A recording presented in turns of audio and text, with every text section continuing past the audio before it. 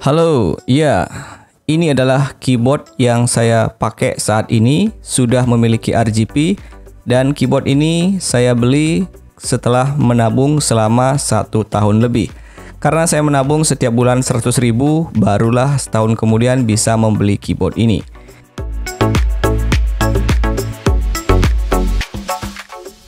Kenapa saya memutuskan untuk membeli keyboard ini dan mengganti keyboard saya yang lama? Saya akan jabarkan beberapa alasan yang mudah-mudahan bisa menjadi referensi bagi kalian semua yang sedang mencari sebuah keyboard untuk keperluan content creator seperti saya. Atau sesekali kalian mau pakai keyboard ini untuk bermain game juga tidak masalah. Karena ini merupakan sebuah keyboard mechanical yang tentunya lebih awet, lebih tahan lama dibandingkan dengan keyboard yang menggunakan membran.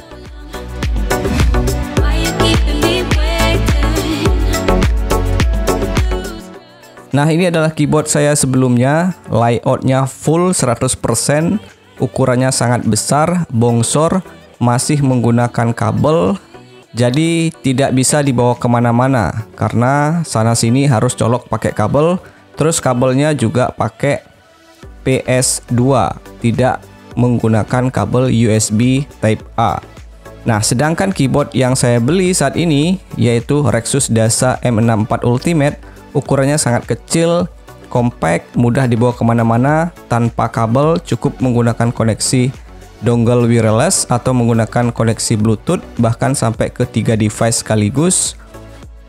Sekali ngecas, saya bisa pakai keyboard ini selama 2 mingguan lebih lah, untuk pemakaian normal saya sebagai seorang content creator.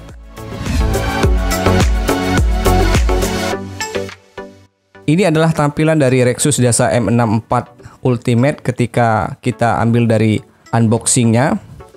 Kalau kalian belum nonton unboxingnya, silahkan cek video saya di atas atau cek linknya ada di deskripsi supaya kalian tahu apa saja yang diperoleh ketika membeli keyboard ini. Tampilan bawaan atau defaultnya ini ada tombol arrow-nya yang berwarna merah yang saya lepas ini, kemudian tombol ESC juga warna merah.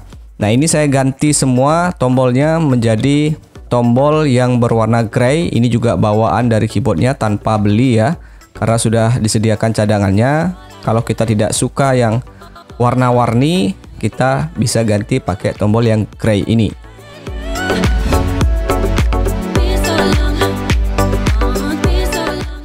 Ketika sudah saya ganti menggunakan tombol grey, ternyata saya mengalami masalah lagi. Karena tombol panahnya ini atau arrow-nya ini juga berwarna grey, itu kadang salah tekan, salah pencet. Sehingga saya memutuskan untuk mengganti lagi tombol panahnya ini menggunakan warna merah tadi. Sedangkan untuk tombol ESC-nya saya biarkan berwarna grey. Jadi itu pengalaman saya ketika menggunakan keyboard ini.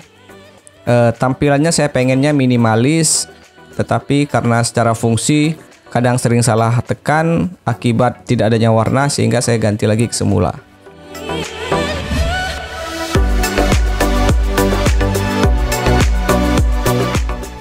Untuk menyalakan RGB pada keyboard ini, kita bisa tekan Fn plus tab. Nah, bisa dilihat RGB-nya menyala. Namun untuk RGB-nya ini tidak terlalu terlihat jelas, mengingat tombolnya ini warnanya pop up atau tombol dari keyboard ini tidak tembus pandang. Kalau ingin tembus pandang, kita bisa ganti semua tombol ini, bisa beli di e-commerce.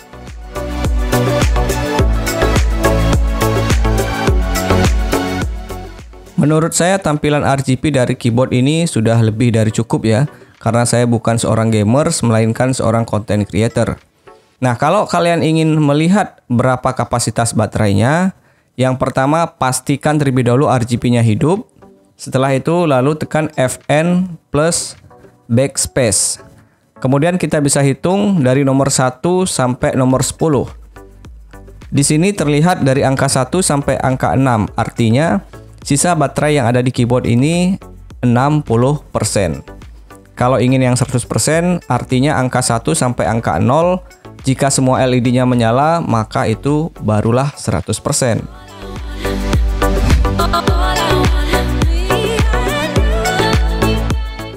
Tapi ada beberapa keluhan di keyboard ini yang bagi saya sangat mengganggu sekali. Saya sudah cas keyboard ini selama semalaman, tapi tetap saja sisa baterainya hanya 75%. Padahal sudah saya cas pakai power bank, pakai langsung koneksikan ke casannya, kemudian ke PC juga sama, tidak mau naik dari 75%, tetap stagnan di 75%. Dan saya berpikir mungkin ini adalah sebuah software yang memang sengaja dibuat oleh Rexus supaya ketika kita pakai keyboard ini sambil mencolokkan kabelnya, dia tidak gampang membuat baterainya cepat aus. Karena kalau keseringan full 100% tentu kapasitas baterainya akan mudah aus. Itu menurut saya. Mungkin kalian punya pengalaman yang berbeda dengan keyboard ini. Silahkan komentar di kolom komentar di bawah ya.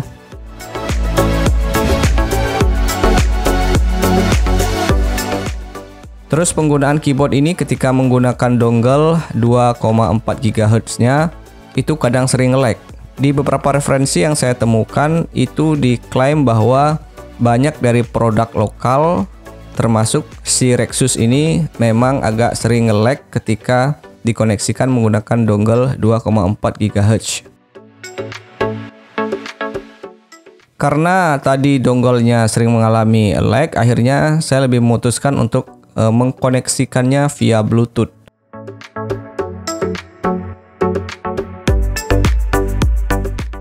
Nah, ini saya coba koneksikan menggunakan 3 device. Yang pertama di PC, yang kedua di laptop, dan yang ketiga di smartphone.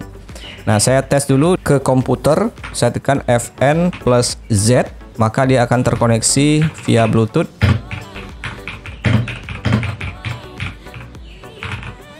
Kemudian saya akan koneksikan ke laptop.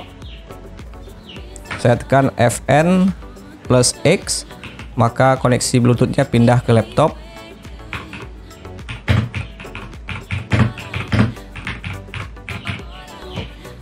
Sekarang saya akan pindahkan ke smartphone. Tekan lagi pada keyboard Fn plus C, maka koneksi Bluetooth-nya akan pindah ke smartphone. Dan kalian bisa lihat di smartphone saya sudah berjalan. Ini saya perlihatkan supaya lebih jelas.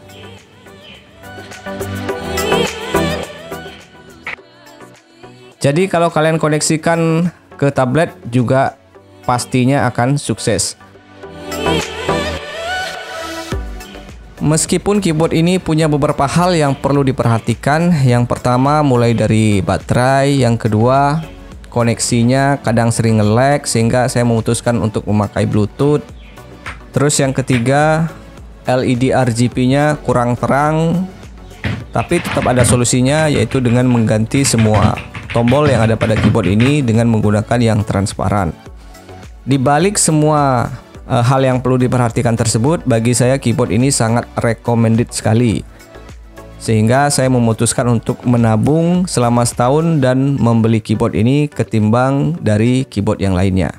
Nah, kalau kalian punya pengalaman yang lain, silahkan kita berbagi, kita sharing, komen di kolom komentar di bawah. Semoga video ini bermanfaat, ambil yang positif, buang yang negatif, like jika suka, dan kita ketemu lagi di video selanjutnya.